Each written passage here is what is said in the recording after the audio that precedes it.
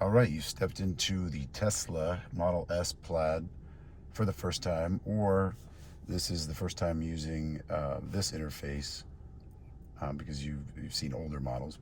They're pretty similar, but first thing you want to do is go to the controls, which you access by clicking here, and then this is already on controls. Here you have your mirrors, steering wheel up and down, various other things, and the way you control the mirrors and the steering is with this little knob right here. So this will scroll up for moving the mirror up and down, and then left and right as well. It's kind of a wacky little feature. It's all in one.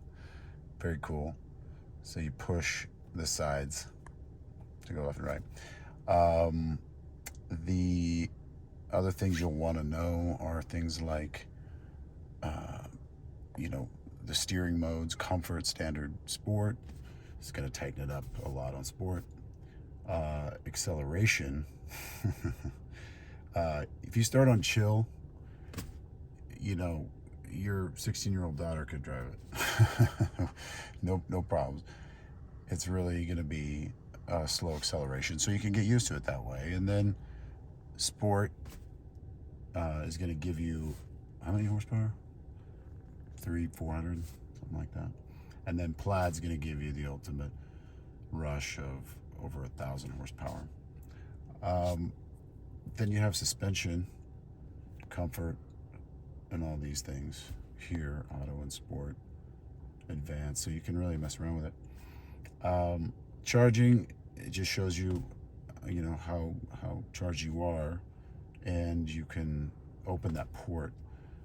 In another video I show, you can actually just simply push the port lid and access it that way manually, so you don't have to go this way. There are other things in here that are pretty self-explanatory. And then, of course, you have your turning signals here, left and right. Maybe you have to get used to that because sometimes you're used to stocks.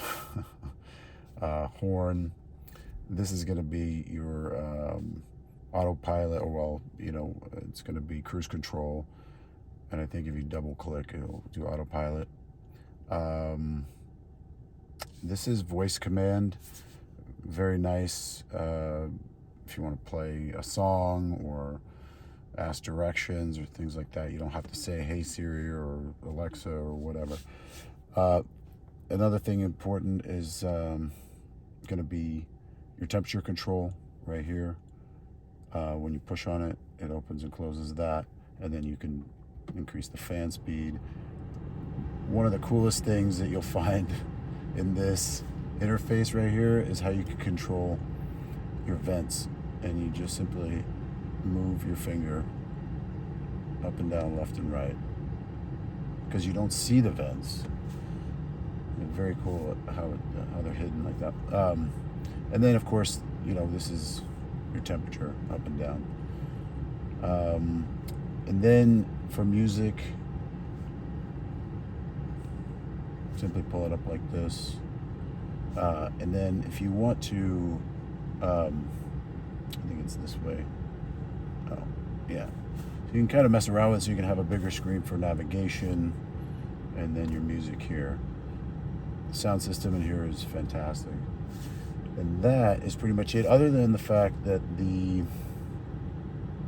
if you have the card key, this area here, which is where you put your phone as well.